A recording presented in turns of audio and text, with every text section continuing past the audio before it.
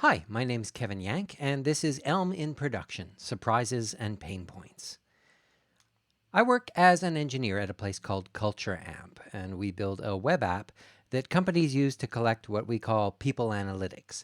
They survey their employees to find out how they're feeling about their work and their workplace, and to drive positive change in their workplace cultures. Our product group is broken into 4 teams, and 3 of those teams are building all of their front end using React and Redux.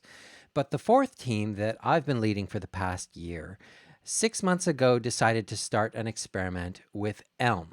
And since then, we have switched to using Elm for all of our front end. In this talk, I want to sort of skip over all of the standard what is Elm, Elm 101 sort of stuff, and give you a peek at what Elm feels like 6 months in. I can break some of the suspense by telling you that we're quite enjoying our experience with Elm, and hopefully some of this talk will help to show you why. But before we dive into the 6 months in stuff, I'd like to give you a brief overview of Elm, just so that we're all on the same page. First of all, Elm is a language that compiles to JavaScript. So you write a number of Elm modules as separate files, and you feed those into the Elm compiler, and what comes out the other end is a bundle of JavaScript ready to run inside of any web browser. But with Elm, you get more than a compiler. Elm bundles together a lot of the tools that you would be putting together separately in the JavaScript ecosystem.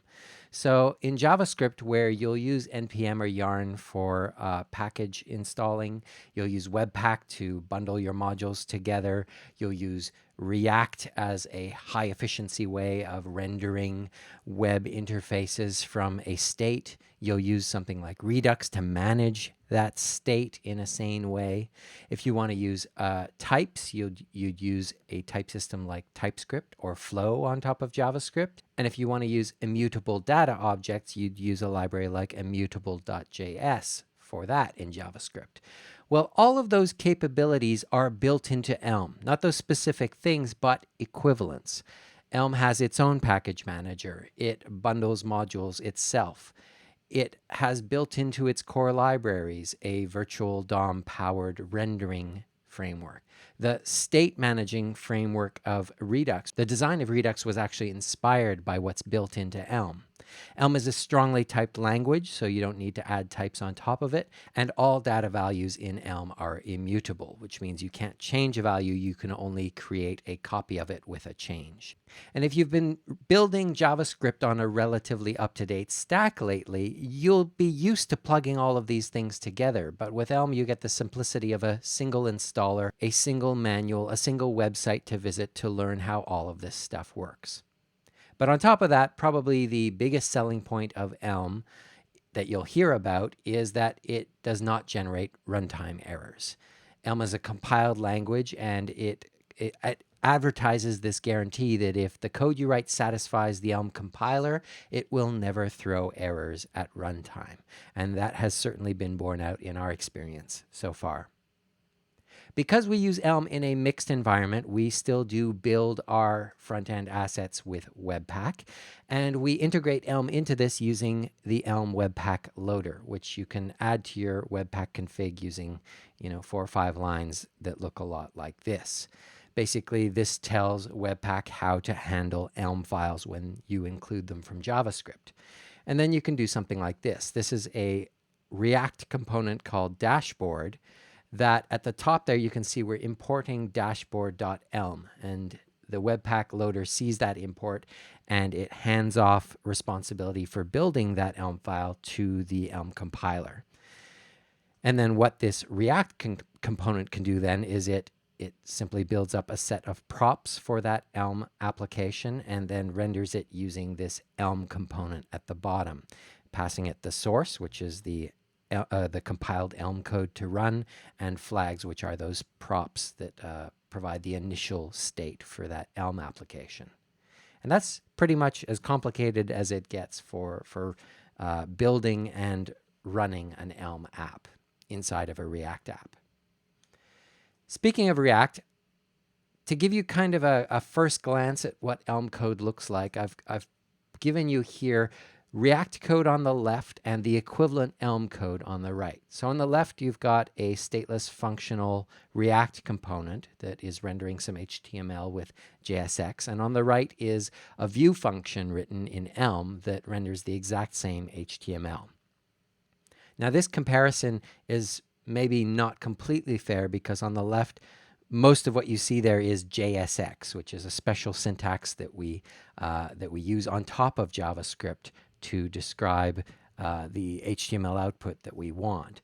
Whereas on the right, there isn't any special syntax going on. The things that you see called div, input, label, and the attributes like class, ID, and onClick, those are all just Elm function calls. And so the first word is the name of the function, and then the things that follow it are the arguments we're passing to that function.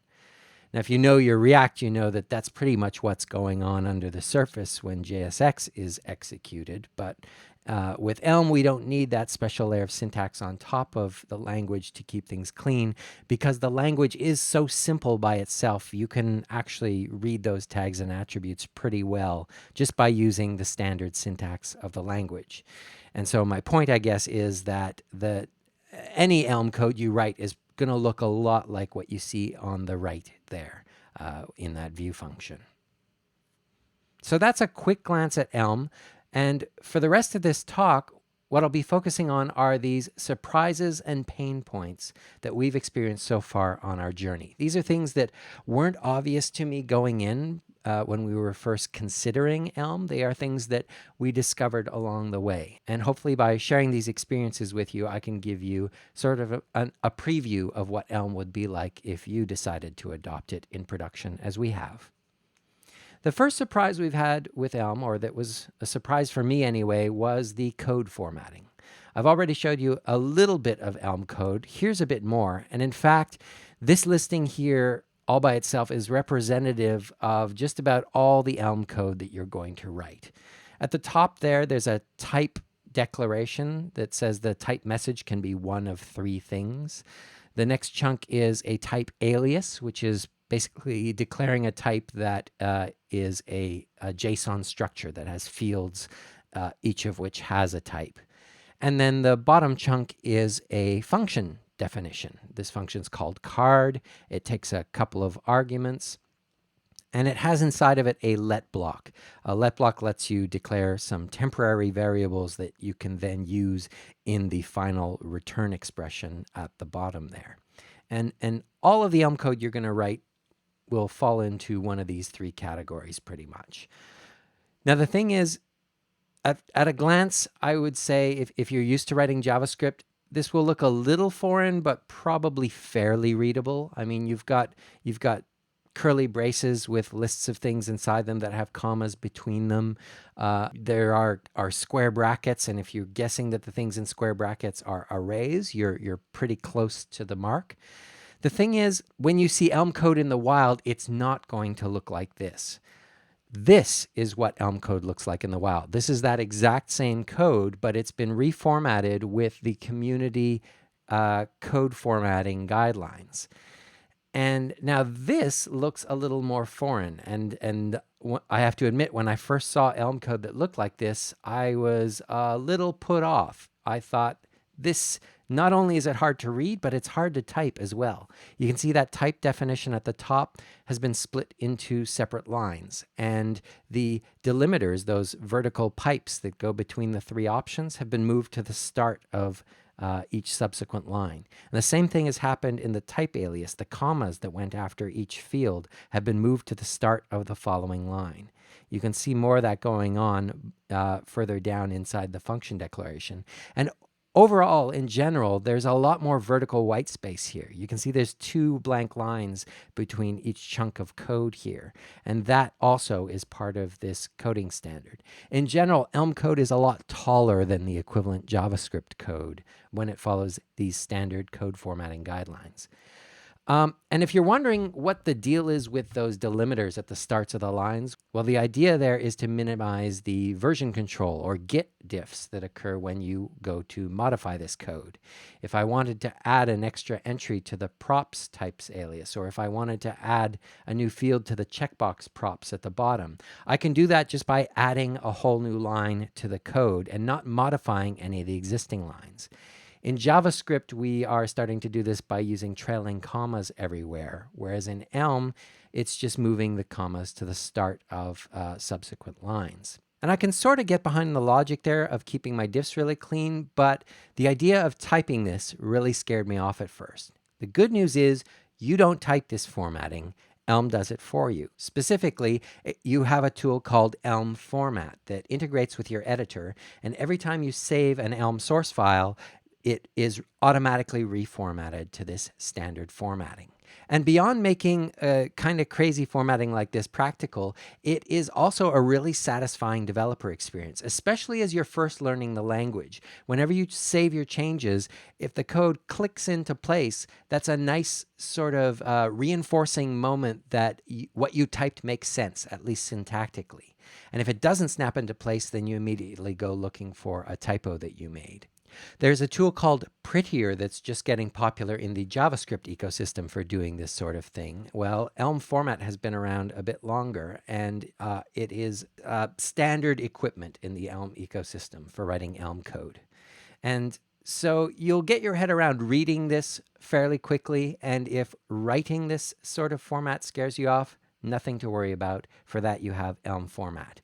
And that's what made code formatting the first pleasant surprise for me on my journey with Elm. The first pain point that we experienced was that the DOM is off limits. I'll show you a little piece of interface. This is a modal that we built entirely in Elm. And I'll just run the video to show you how it works here. Each of these fields is an autocomplete multi-select field. So I can select things from the list, or I can start typing a search and have the list filtered down. And you'll notice as my search string gets too long to fit on one line, it sort of drops to the following line.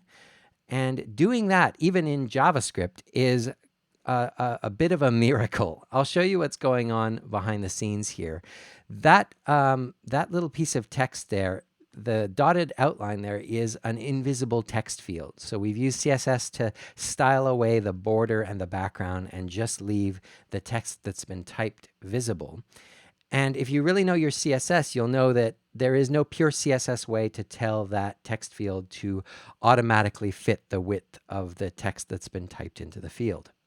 In order to do that, we kind of have to fool the browser. We have to use some JavaScript. And what we do is we create an invisible div in the page. And anytime the user changes what's typed in the field, we update the div with the same content. And then our JavaScript measures the width of that invisible div and sets the same width on the text field. You might think this is crazy, but this is exactly what's going on inside of libraries like React Select that provide this sort of multi-select styled form element. The thing is, we can't do this in pure Elm. And the reason is, well, I could render that invisible div with Elm, but I can't then reach into the DOM and measure its width. The rendered document object model is simply out of scope in Elm by design. You can't access it, which makes sort of hacky techniques like these impossible to do in pure Elm. Fortunately, Elm has an escape hatch for situations like these, and that's ports. This first line that you see here is a port that I've declared in my Elm program. And a port is basically a pure JavaScript function that I can call to from inside my Elm app. I've called this port trigger auto resize, and I've declared it so that it takes a string argument. And below that, the function you see there, update after focus, that is the function that gets called when my invisible text field receives keyboard focus. And what that function does is it returns the current state unmodified, so it doesn't do anything to the state of the application, but it calls the trigger auto resize port, passing it a CSS selector pointing at the invisible text field.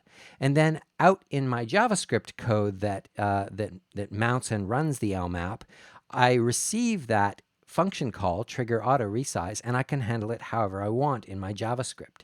Specifically, I can use an NPM library like AutoSizeInput to neatly and cleanly solve this problem for me.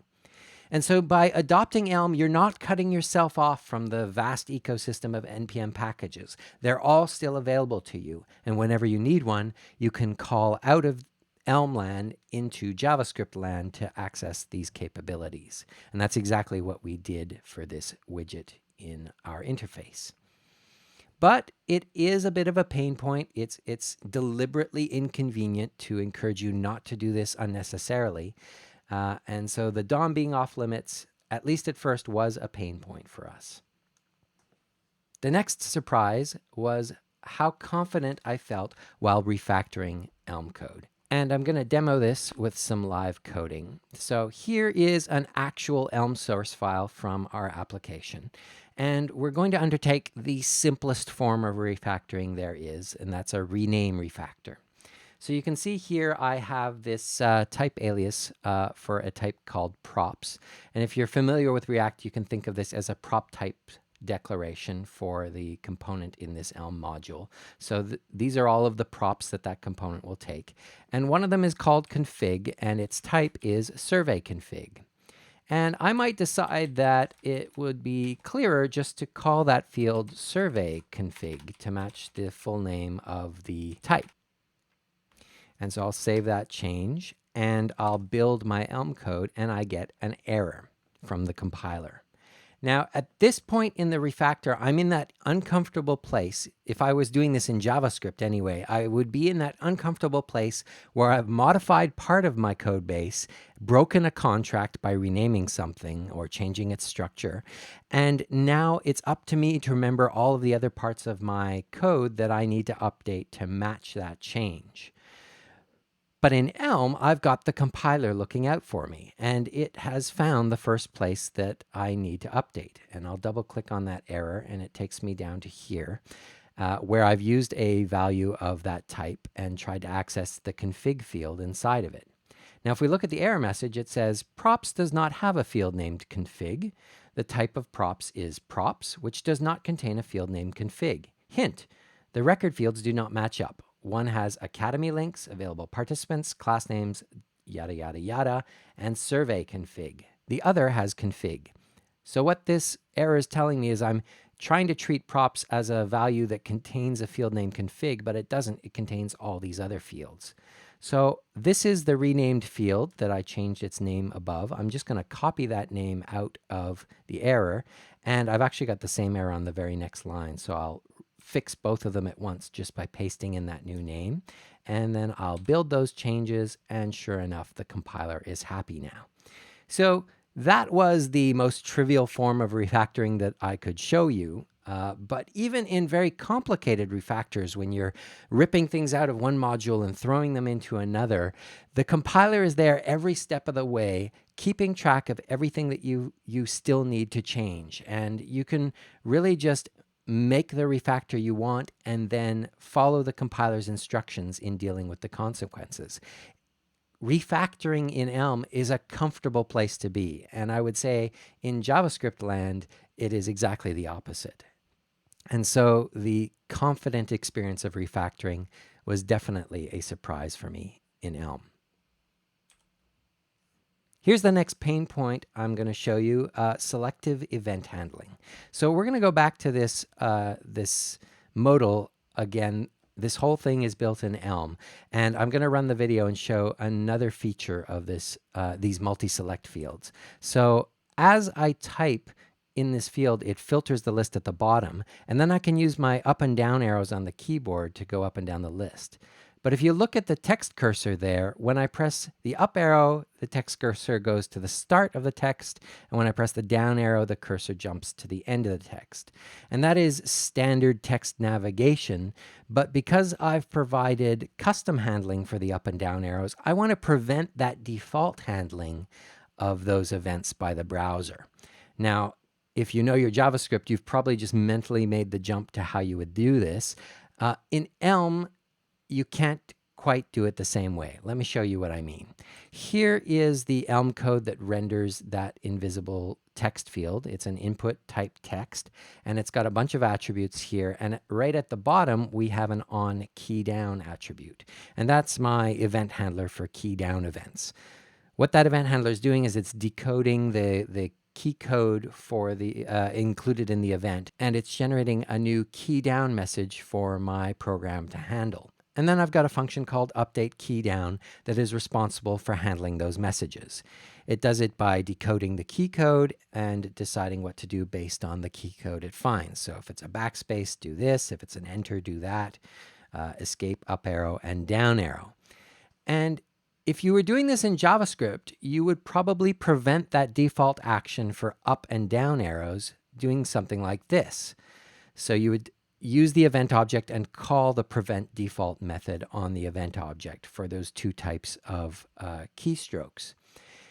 In Elm, you can't do that, and that's because Elm decided to go a different way with the design of its event handlers. So going back to the Elm code here, we've got that on key down event handler. And the point in Elm where you decide to prevent default actions is not when handling the event, it's when wiring up the event handler. And so you would do it like this. Instead of on key down, you call on with options key down, and you pass some options to it. In this case, I'm passing the default options with one change. I'm setting prevent default to true. And so this effectively sets up a key down event handler that prevents all default actions. Now the problem is I don't want to prevent all default actions. I still want the user to be able to type in the field and have the browser respond to that typing normally. I just want to prevent the default action for certain events, up and down arrows. And I can't do that with the design of Elm's event handlers. Instead, we had to do something a little crazy.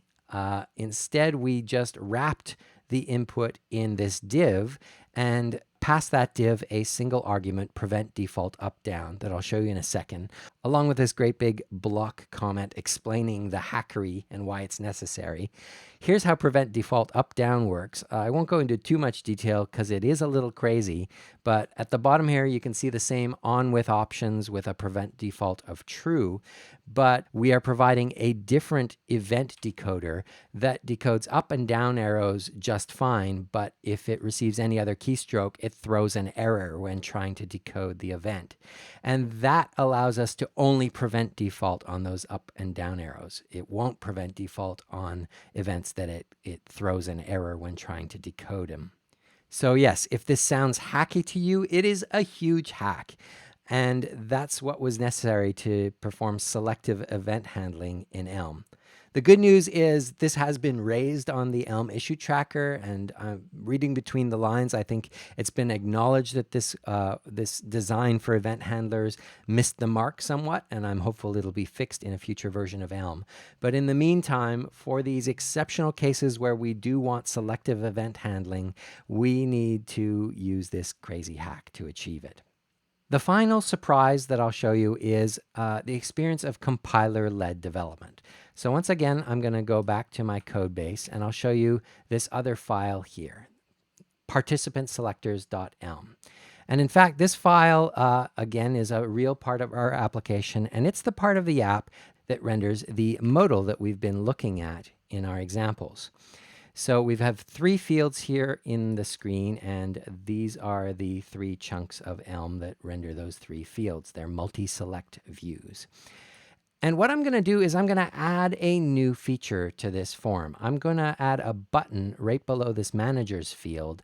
And when you click that button, I'm going to make it log the currently selected managers out to the browser console. So let me show you how that's done. I'm going to go after this first multi-select view, and I'll add a button with a single attribute. It's an on-click event handler, and the message I want this to generate is log managers.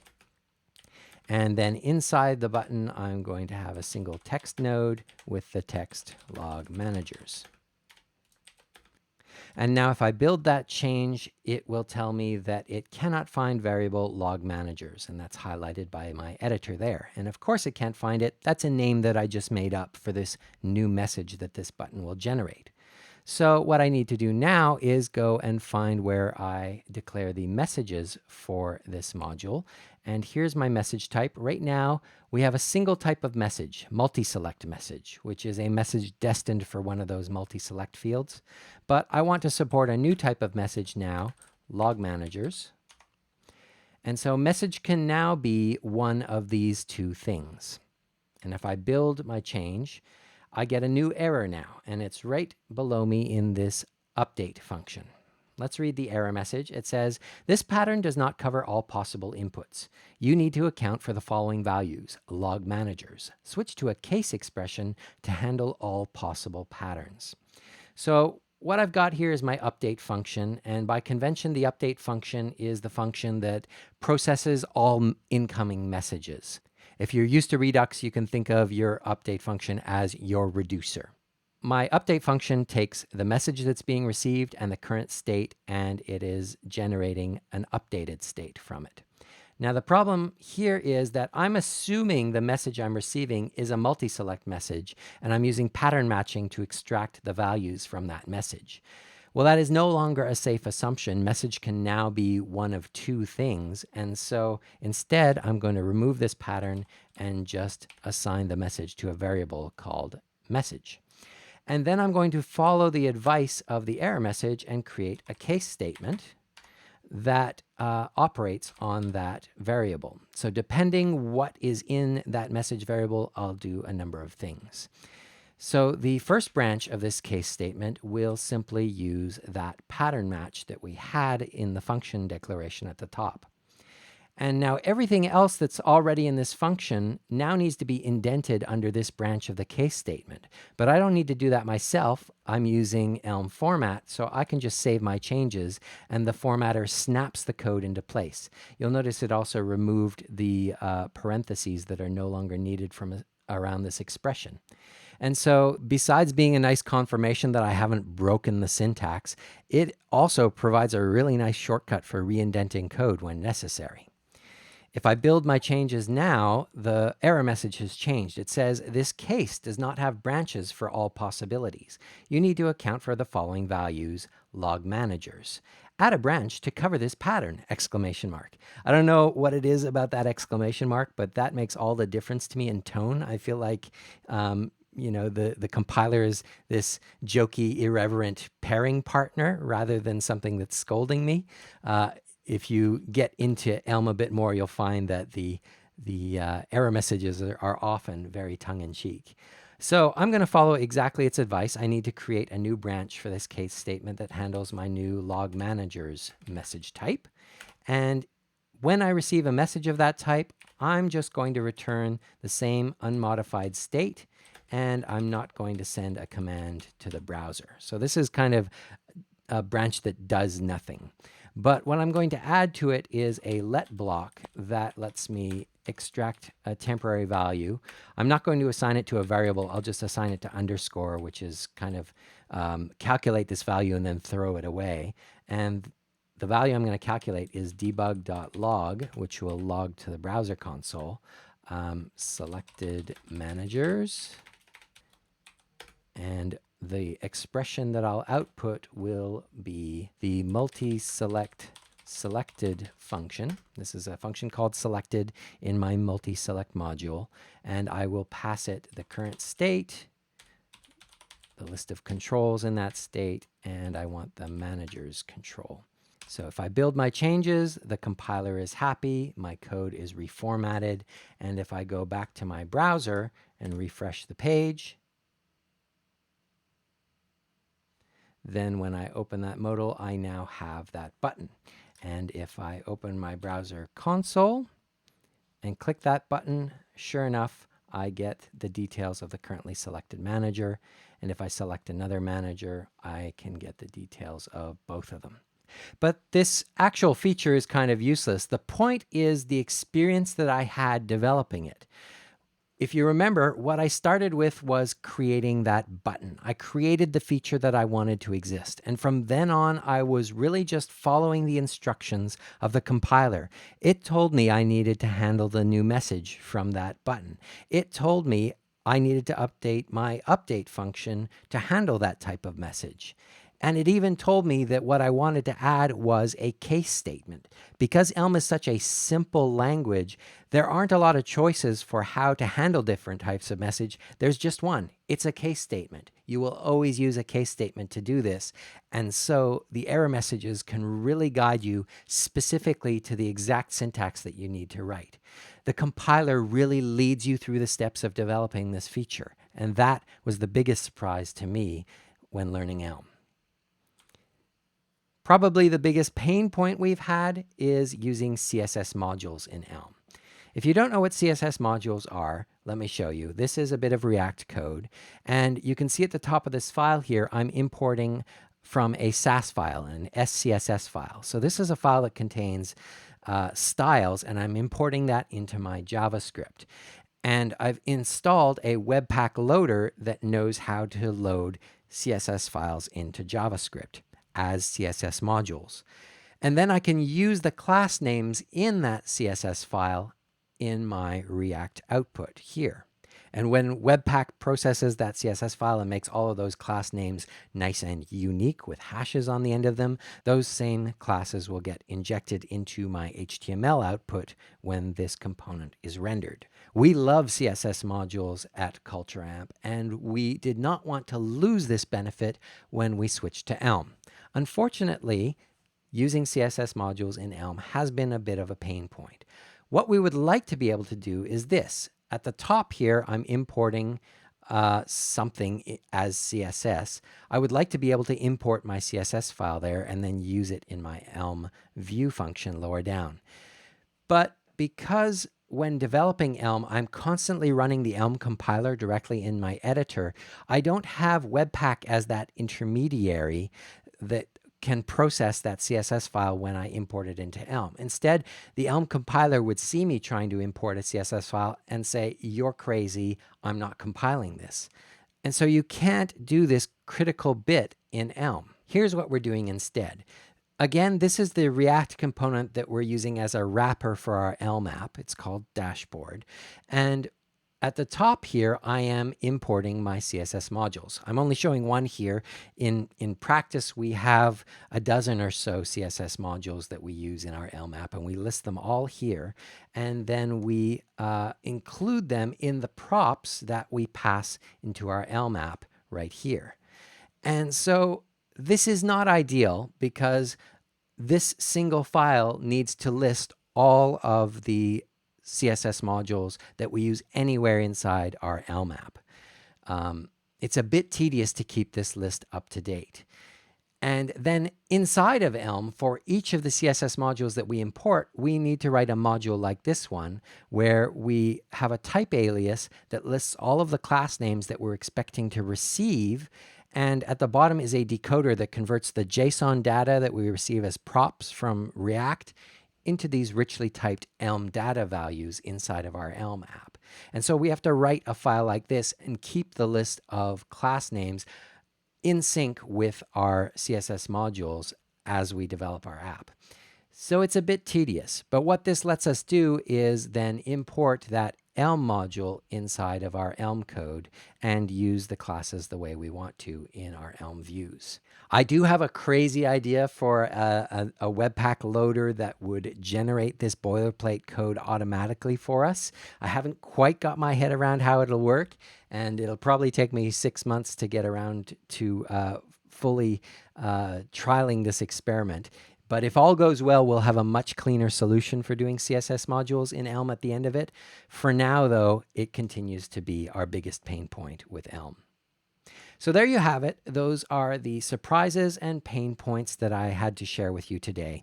But I have a bonus one, except that we can't decide if it's a surprise or a pain point, and that's hiring. Now, this is not just a transparent attempt to let you know that Culture Amp is hiring front-end devs. it is that we are definitely hiring. And if this sort of stuff that I've shared with you today sounds intriguing, then I'd encourage you to reach out. But the thing is, 6 months in, we have a pretty good idea of how Elm will behave as part of our tech stack. What we don't yet know is how Elm will perform as part of our recruiting stack. As a fast-growing startup, CultureAmp needs to hire talented engineers. And we don't yet know if Elm is going to attract the kind of talent we're looking for or scare them away. And in a way, that consideration is just as important as how Elm will work in a purely technical sense in our stack. So whether you're looking for your next front-end job or not, I would love to hear from you. If hypothetically you were looking for your next job, would hearing that CultureAmp is playing with Elm and that if you went to work there, you might have an opportunity to get to learn it, is that a selling point? Is that something that attracts you to CultureAmp, or is that something you'd prefer to stay away from? Either way, I would love to hear from you because we are asking ourselves these very questions at CultureAmp right now, and I'd love your help in developing the answers. So that's it. Elm in production, surprises and pain points. If you want to reach out, my contact details are right there. I'd also be happy to answer any questions you might have about our experience of running Elm in production. Thanks for your attention. Bye now.